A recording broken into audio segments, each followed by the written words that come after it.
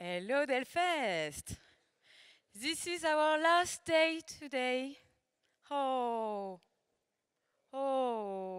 yes, it's very sad. And to start this afternoon, I will be your MC, Estelle.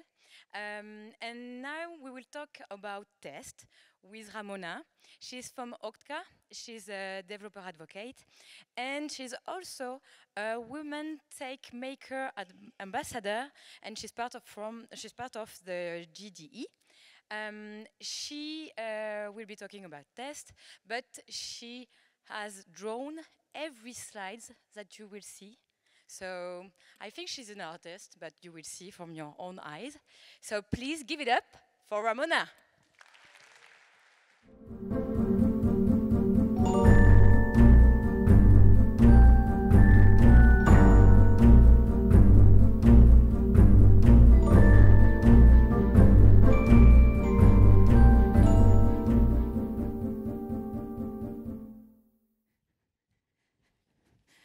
Salunand. I hope I pronounced that right. Otherwise, it would be my first trap I would step in today. So sorry if I did something bad to your ears. But there could be so many traps I could fall into when it comes to going onto a stage. You never know, like stumbling or overlooking a cable or stuff like that. But nothing happened, and I won't jinx it. So yeah, let's get started, right? So, before that, real quick, my name is Ramona. As Estelle already said, I'm working at Okta as a developer advocate. It's my 5th month, so yay me. And yeah, apart from that, I'm a GDE for web technologies and a Cypress ambassador and a woman tech maker ambassador. But I'm the least important person here in the room, so let's try to get some interaction. And don't worry, after lunch, I won't make you do sport stuff or something, so that would be the next trap. But maybe you want to take your phone in your hand and scan this little QR code because I got some small questions prepared for you. So there's a little bit interaction, so you stay awake, you stay with me, and we have some fun. So, don't worry, I should be able to show this QR code if I leave my screen too, because there's small thing I want to open for you. So, there we are. Hello there. I have some questions for you, and to warm up a little bit, not in an athletic way, so don't worry, I will start with some small question. What was your favorite movie as a child? So, maybe some of you guys can already guess my answer if you saw my cover image of my slides. So Home Alone, oh yeah, I love it. Jurassic Park, oh yeah, especially the music in it, right? Some Star Wars people, I love that, I love that. Let's keep them coming, keep them coming. Return of the King, Lord of the Rings, oh yeah, I guess I was 14 or something if I saw it the first time, and I read all the books because I'm like that, I think. Much Star Wars, much Harry Potter. Oh yeah, Harry Potter is great too. Lion King, oh yeah, love that. And Matrix, I see some sci-fi fans like I am, wonderful. But unfortunately there's no Matrix or no Blade Runner stuff in my presentation. Maybe next time, but I see that. I guess many people are able to guess what my favorite movie was when I was a child. Because I guess I will go with the one suggestion which is voted the most, the biggest one, the Star Wars one. So, yeah, this was a little spoiler, I think, but yeah, of course. As a child, my favorite movie was Star Wars, and we watched them all the time, no matter what episode, at least when it comes to the first 6, because I'm not completely sure about the Disney ones, but still, I love it. And there was one scene, one quote from one special Star Wars episode which stuck in my head. And as you see already, it's this one. It's a trap. And don't worry, I won't mimic it again because I'm really bad at it.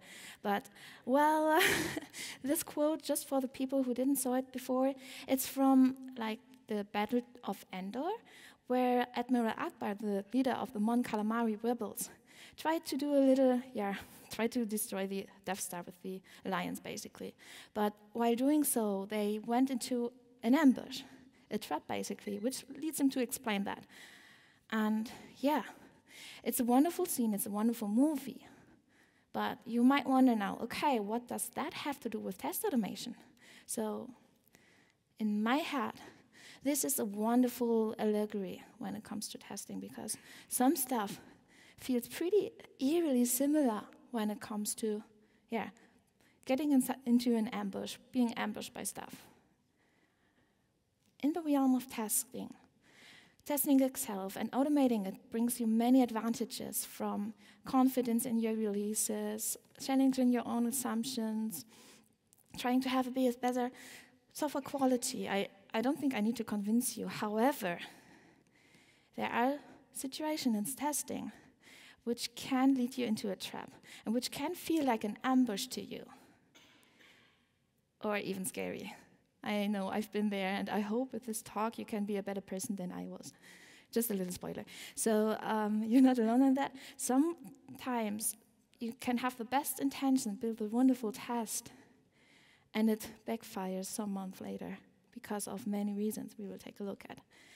Today, I will focus on end-to-end testing because, at least from the community, I heard that this kind of testing feels pretty eerie, pretty uncomfortable to many people, including me. And I wanted to take these concerns away from you guys. But at the end of the talk, I will have a QR code for a talk which has a general focus if you want to know more about unit testing. So I got you covered too. So I said there are many traps when it comes to test automation in the end-to-end area. But what are the ones I experienced at one point? Well, before I do that, I want to ask you, and you don't need to directly answer that. We can use the complete time of my talk. So let's go back to Chrome, what this is, and open the next question for you. So, if you want to be honest, and we are a wonderful group, wonderful community of people, and we try to support one another, please be honest with me and tell me what your biggest mistake in testing was, because I guess we're all in the same boat, right? And I guess it would make me feel a little better and much less of an idiot if some people were similar to me, basically similar bad persons. I don't know. So take your time. We will have this QR code inside of the slides if you want to go back, but I would be happy to see at the end of the talk what your experiences were. Yeah, back to the show. So, when it comes to my confession, the most easiest and most, common pitfall I went into is the following one. Well, slow tests. So, imagine myself, an impatient person. I want to get my feature merged or my bug fix or whatever I built it back in those days. And I need to wait, and I need to wait, and I need to wait. And maybe there's even time pressure, so I hate it even more to wait. Yeah. And partially, actually, I'm one of the people to blame because I did some stuff which I thought, okay, it's a good idea to build my test like that. But, it makes the complete pipeline slow and make me wait. Well, this is an easy one, but the second one, let's lift the hand. Who of you wrote some code, thought 6 months ago, this is the best idea I ever had, and you come back today and you say, oh my God, what was I thinking there? I was there, and I feel good because there are a couple of people who were with me with that. So we are all the same community, and it feels so great. But, that doesn't make it better. Those leads to tests which are a dread to maintain. So basically everything, which is old, which is complicated, which is outdated. And please don't get me wrong, it's a good thing because it shows that we were able to grow, we were able to learn from our mistakes, and we are a better developer now. But I guess every one of us hates their former self because of those things, right? And that's not even the biggest nightmare I have when it comes to my end-to-end tests. This one. It's the end boss. It's actually a little similar to a Heisen bug, which is a bug which only occurs if you look away, if you don't debug. If it's in the CI and you try to check it out on your local machine and everything's fine, right? And you hate your life, at least for this little second. So these are fails which only occurs if you don't debug it, which makes it really difficult to fix them. In other words, I like to call them flaky tests. And I hate them so much, I even did an own talk for that. But I guess we have only this 50 minutes today, so I guess I shouldn't go into detail. But if you want to have more information, you know where to find me. So, yeah, those ones give me nightmares. But please don't be worried, because, of course, I cannot fix all those problems by myself. However, I have found some little strategies on how to avoid them. At least a little bit, and give me better sleep, less nightmares, less hate for my former self, etc. So, let's take a look. And the first thing, it's a mindset thing. And don't worry, I don't like it's a mindset thing stuff too. But it's just that one time where I come with it. But this one time is really important. So, please picture that situation inside of your mind. You are coding, you are in hyper-focus mode. You cannot think about anything else than your function, your feature, your wonderful bug, your refactoring, whatever you are writing right now. In this case, you have no headspace for anything else, and that's completely normal and it's completely great because that's focus, right? But that also means you have no headspace, no capacity for thinking about testing. So, if you need to have some effort or you need to feel that testing feels exhausting because you don't have the mind for it right now, it's likely that you will not like testing or even abandon testing. So it's really, really important to take one point into account. And even some people like Joni Goldberg describe that as a golden rule in testing we should always keep in mind. And it's simple.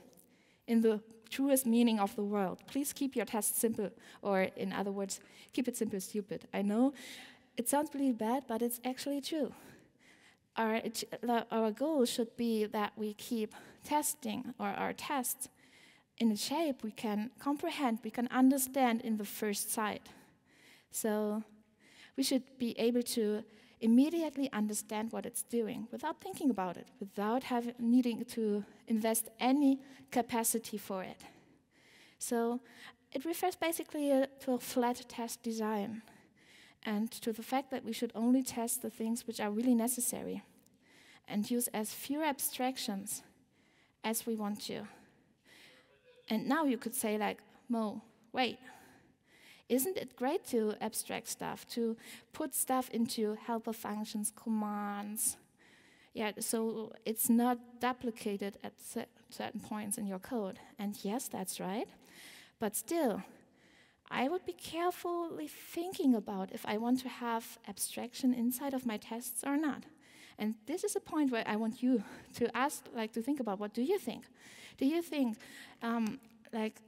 putting code inside of actions, inside of page objects, you name it, helper functions, is it a good thing to do in testing?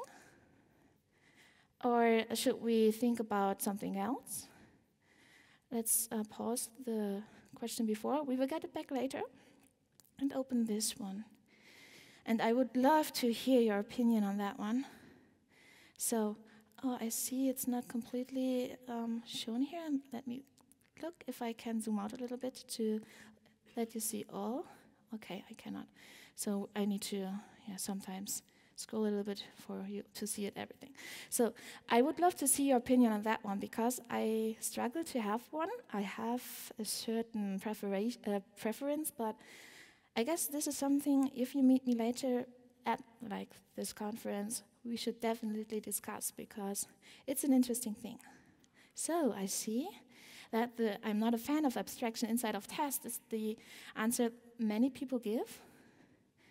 Never thought about it too much. Same here, same here. And that makes this question even more exciting in my opinion. And clean code, absolutely true, absolutely important, absolutely great for production code. So let's wait for the clock to strike 1 minute. So we gather a little bit feedback. But I like it. I like the participation. I'm so happy you are not like in a sleeping mode after lunch. So that's wonderful. Great. So 8, 7, 6. We are almost there. 3, 2, 1. Okay, let me lock it. There we go. Yeah, we have a majority for not a fan. It makes the test more complicated. And I guess even though I'm struggled, I would go in a similar direction because, as we said, our golden rule is to keep the test such a level of comprehensibility that you can understand it at first sight. And you cannot do that with lots of abstraction, right? So you need to click through all those abstractions, all those code classes, whatever, to get your test. And that's a big thing. But I was like, okay, I still love clean code, right? So how can I design my tests to at least have a compromise in between those, like clean code of the one page and easy understandability at the other? So let's go back to my slides for a bit. And I will not forget, I will reopen the other question. So if you want to answer, just take your time. Okay, back to it, back to the show. So as I said, I'm a little like, okay, still struggled, but my plan to tackle this, it's like that. So you see a small test, and I shortened it, of course, for not to overwhelm you with a wall of text. I hate wall of text in my slides, as you might have imagined. So I did a little custom command in Cypress here, which is feels like the normal testing steps we can do in Cypress, but it's like written by myself. So it's a command for things which happens pretty often. So a perfect abstraction for an end-to-end test using Cypress. And I guess in Playwright or other frameworks there are similar things, or at least you can use page objects, which function, at least in this context, pretty much the same. So I'm using this command here. So I cannot use a pointer right now, but it's marked in teal color. And I used a little command to say what it does. And yes, you could say to me like, okay, this is still a duplication because a command is duplicating a 2. Yeah, that's right, but I don't think we need to think binary here. So at that way, you are knowing what the test is doing at that point without thinking about it. So we will check our golden rule, everything's fine, and we don't mess up our test, so we need to think about it, right? Okay. So, speaking of good understandability, at least for Cypress, the docs are pretty good, and they have a wonderful documentation on custom commands and on page objects and on action. You could take a look if you want to know more about that. But let's go back. So, there's a trap built inside of this little test. Well, it's in those teal lines. Can you think about what it is? It's about the fact that it's in a before each hook, which is a hook which will be executed before each and every test. And while I'm doing it as like clicking steps, which I do here because there's a click in it, there's a typing in it, and the submit, I will do this before every test in this test thread, which is bad because it adds up in seconds, right? We don't want to have slow tests. So, well, the problem is, to sum it up, these are clickways. They are executed often in close time. There are some small steps to make this test less of a trap. Because if you could look like that, unfortunately, this project is API first, so I have an API to use. But there are other ways on how to use shortcuts. So basically, I'm trying to avoid clickways and doing manual clicking and typing via Cypress, via Playwright, inside of a hook. Could be an API request like it is here. You could use database, you could use mocking seeding, anything which basically keeps away any clickways from your hooks. Okay. That was the wrong button. There we go. So, next one. Please raise your hand if you understood this test at first sight. I'm really relieved because I didn't. I faked it. If you would have known what the test is about in first sight, props to you, but it's normal if you didn't. I didn't too. And I'm sorry that this is a unit test, but this could happen in end-to-end tests too, but it's easier to see here. The structure is a mess.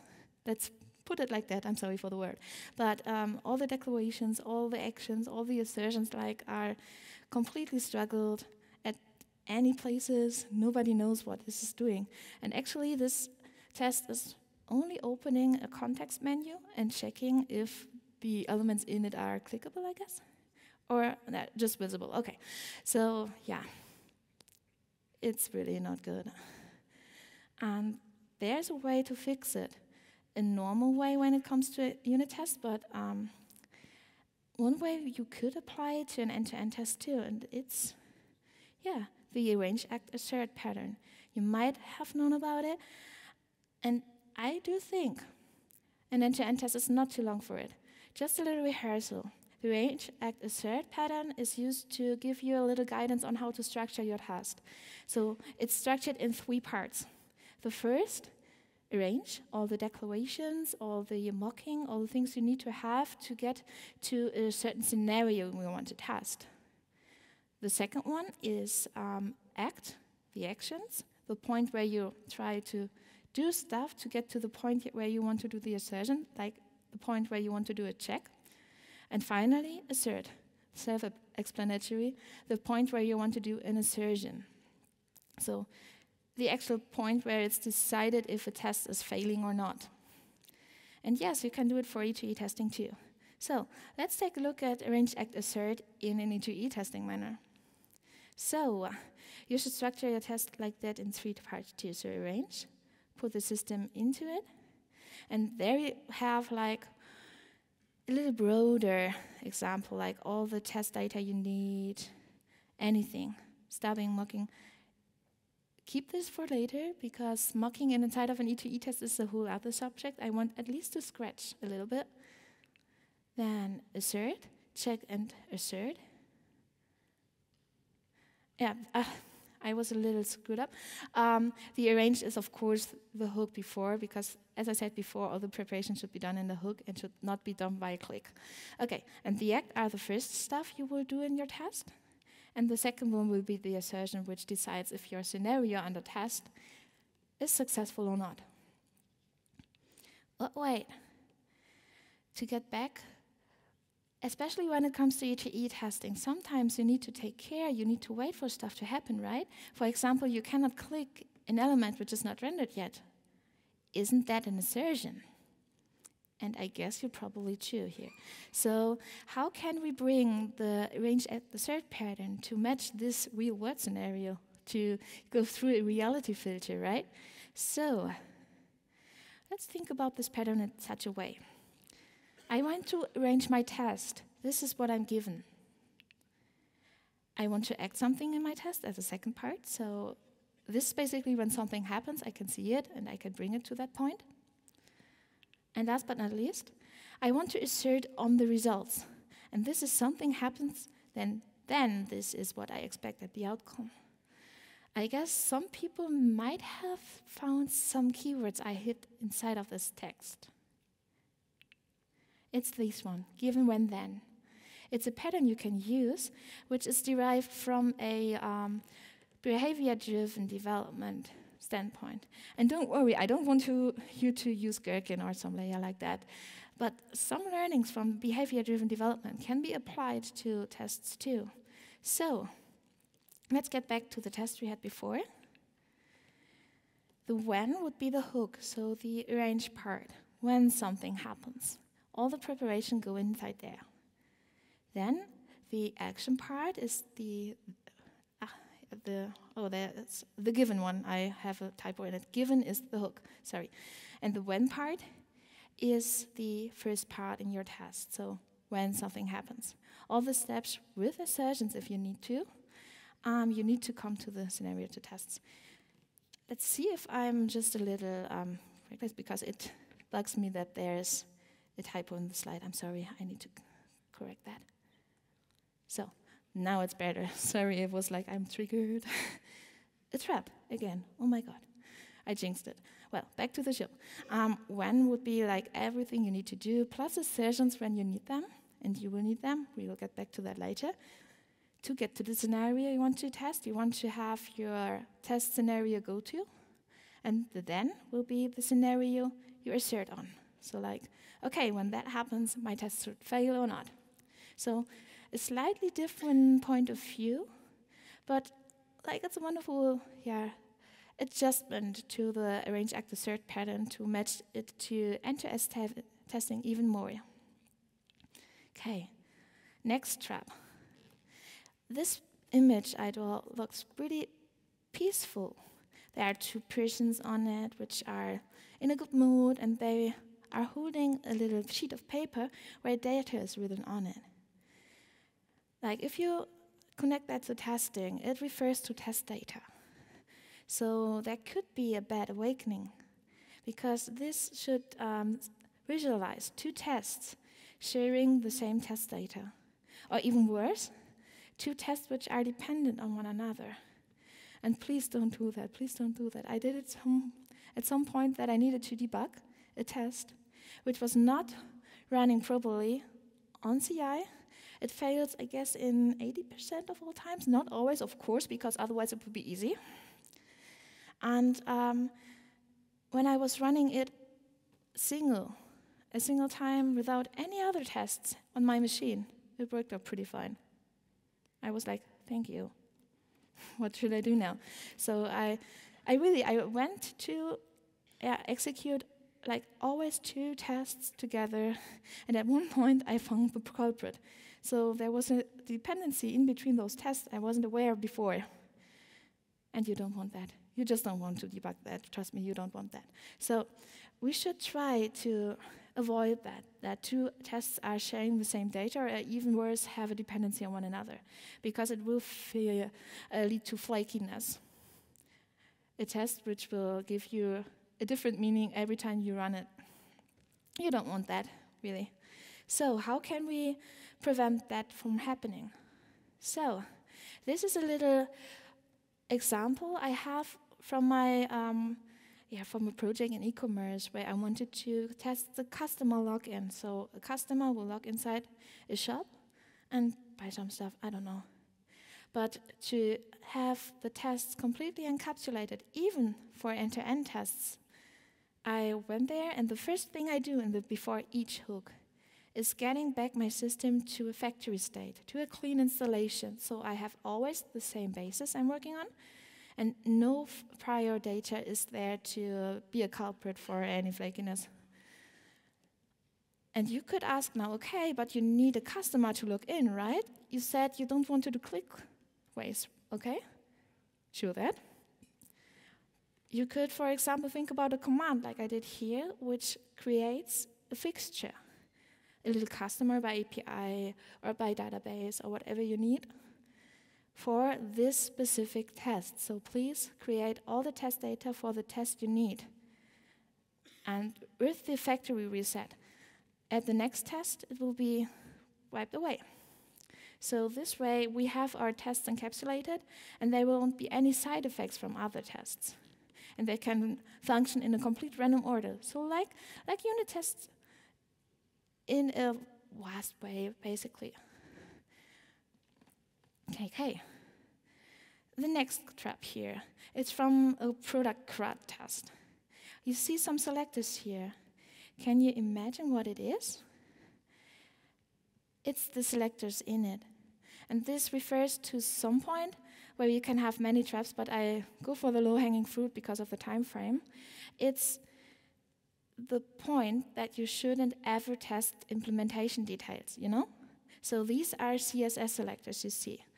And if you refactor your application, do you think about the fact that changing a class name could be a break? I mean, I'm working in open source, so I need to take care of it, but even when it comes to our own testing, it's always a break. And your test will fail without your application being broken. So actually, such a thing leads to a false negative. So a test failing without a bug, giving you no reliable report on your application. So you should try to avoid that. just don't use selectors which are prone to change. You can do it like that. So try to mind your selectors always. And it's pretty easy. You could think about, okay, what does my user see in my application? May it be a snippet, may it be a text, something like that. And what makes it even more better is it's close to the user, right? So as a human, we would notice bugs like that because it's what we see. So having such a way of selecting our elements is pretty close to the user, which makes it even more better to have a result which is valuable. But if you don't want to use snippets, for example, because they are prone to change too, can happen, I've been there, you could take a look at those data attributes. You can name them quite freely, and I went with CY because Cypress, but you can name them test, you can make them play, wait, whatever. And if you document it for your fellow developers that those selectors are meant for testing, they won't change them that easily, like, for example, a CSS class. So you wouldn't test implementation that details that closely. So this is another talk, which we could think about a little bit. I was having an e-commerce background before, and so we were dealing with some payment providers with their APIs. And everything behind those APIs was out of our control. So if they screwed something up, our test would fail. And that was the case for, I guess it was 3 weeks at one point. And it was so annoying because I couldn't change it at all. And still, it gave no valid information about our implementation because the tests were failing, they were blocked. And at one point, they even blocked merge and release. So losing control of the things you test could be a huge pitfall trap to fall into. So dependencies you have no control over, but you cannot put them away too. So I will come to mocking right now. Of course, mocking in unit tests is something you do like on a daily basis because it's meant like that. However, I can understand you if you say, okay, mocking in E2E tests is problematic because you go away from the scope of a user. The application you test with your automation is not the same anymore, or the use case, the workflow is not the same anymore the user would do. And I totally get that. However, you should think about it if you have no control over the code you are testing, because it's a third party, for example. Because your test will fail, and then you have even less results, right? So less valuable insights. So I guess in this case, mocking is okay, even for an end-to-end test. Of course, you should be careful and you don't overuse it, but if you cannot change it, if you can have a dependency which you cannot control, it's okay in my opinion. So avoid these pitfall traps by using the mocking functionality of your frameworks. I guess at least Cypress is providing that Playwright, I guess so, but I might be mistaken there. And last but not, I'm not sure if it's the last but not least, but it's something I like to use at last but not least because I guess my colleagues are already like rolling their eyes because I'm so annoying when it comes to that one. But actually, if someone of the junior developers tried to merge something like that, I wouldn't give an approval for that because this is a custom command which is executed a lot. So in detail, it's like typing and using a single select, so a custom select box. You can imagine how often that happens inside of a form, right? And there's this little teal line which says Cypress wait for 500 milliseconds. Imagine this one. In the best case, we wait too long of a time because the application reacts even faster and opens this select box, or it opens the import. You slow your test down way too much, which leads to a slow pipeline again. But it could be even worse. Depending on the configuration of your CI, you might happen to end up with a slow worker, a slow machine your test is executed on. And maybe in that case, 500 milliseconds of waiting might be too short, and your input, for example, didn't render yet. Then your test will fail. And you have no idea why, because on your local machine, which has a good hardware in it, runs it pretty fine. So please don't ever use fixed waiting times. Please don't do that. It's my, yeah, I hope I don't sound triggered, and I know you shouldn't use that word, but please don't do that, because debugging those could be real pain. So how can we change those fixed waiting time to be less or none of a trap? First, again, like we have it with the selectors, you could try to act like a user would do. So wait for an element to show, wait for a loading spinner to disappear, wait for rendering or text to show up. So basically, use assertions on it. This is the point why I thought it was really important to show you given when then and arrange act assert, because somehow assertions are even more important when it comes to waiting than you might thought. And if you have an API first application, so there are some responses coming in, you could use those responses to be an assertion too. So wait for an API request to come back successful, or some 200 something, to be successful, and then proceed. Especially if you load data, that might be pretty good, because it's pretty accurate. So no rendering differences if they don't mind. So that way, your tests wait efficiently and fast, like this bad boy with Millennium Falcon and stuff. Okay. There's one more trap. And this one, it's a little tricky because it's something I like to do too. It's using some native JavaScript inside of my test. Might be okay, right? Well, at least when it comes to Cypress, that might be a little difficult, because Cypress uses internally for their commands another queue than native JavaScript one, which is basically executed immediately in a Cypress context. So, yeah, you basically mix synchronous and asynchronous behavior. I guess that doesn't happen in Playwright though, but it happens in Cypress, and it happens a lot. And this can cause timing problems, leading to flakiness again.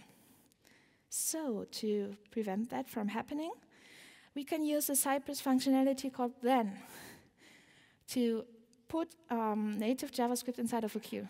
And I know it sounds like a promise, it's not quite a promise, so this is a trap too, but I guess I shouldn't go into detail there.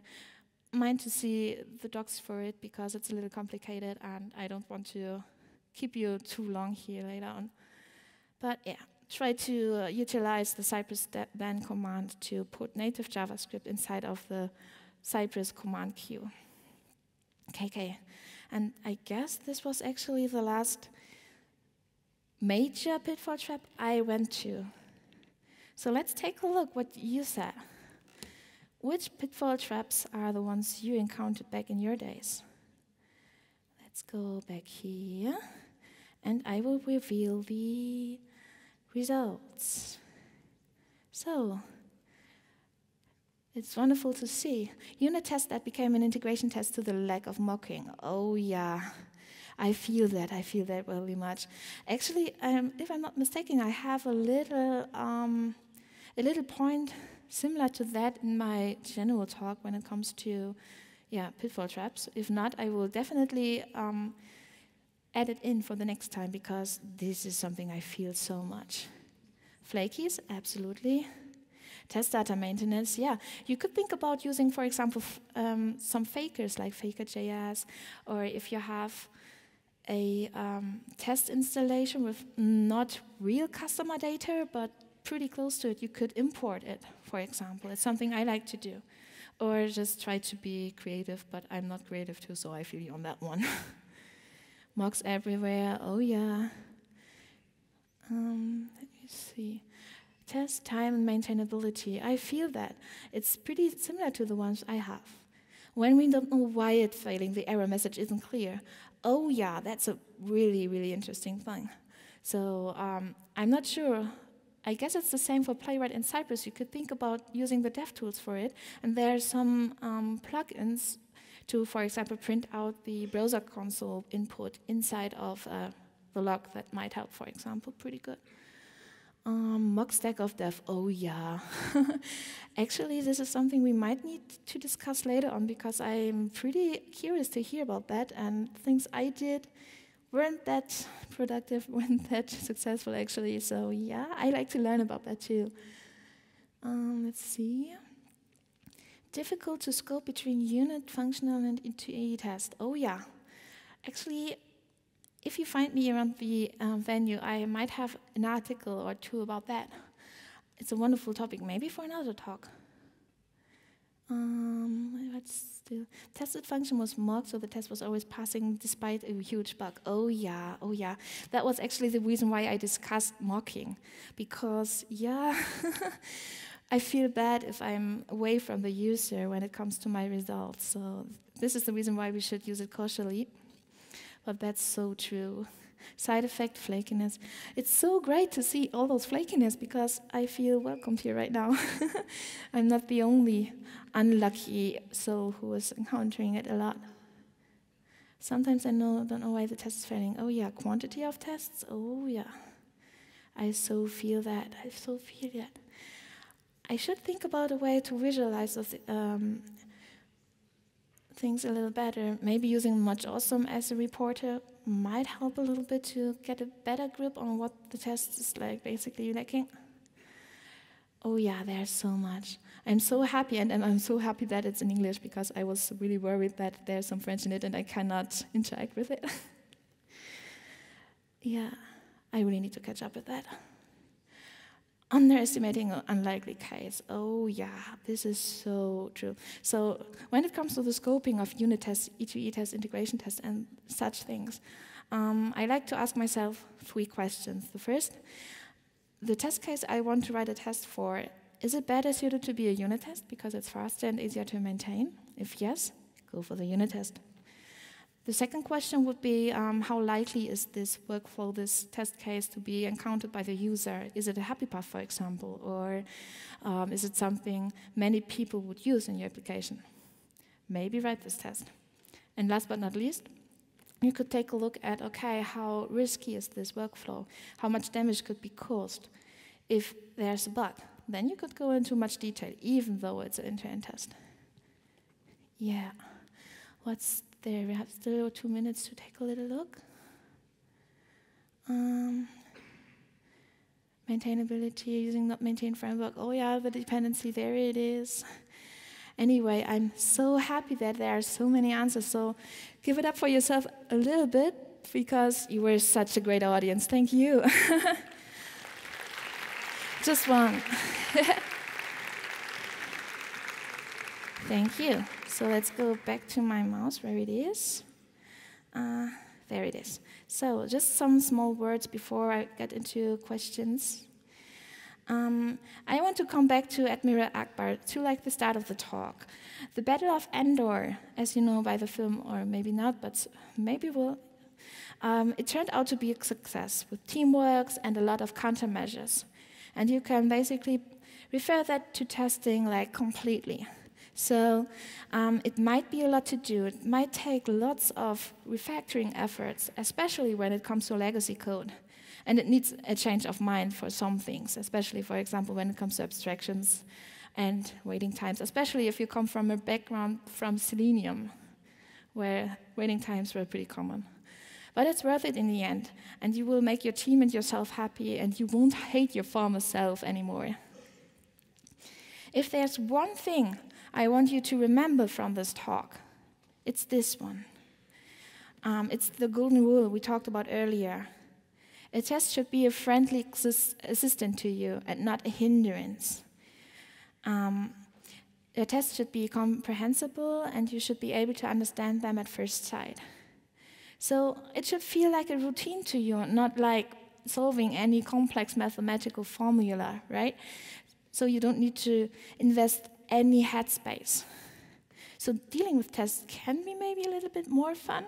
I know you don't need to celebrate testing, but maybe it doesn't feel like a dread anymore.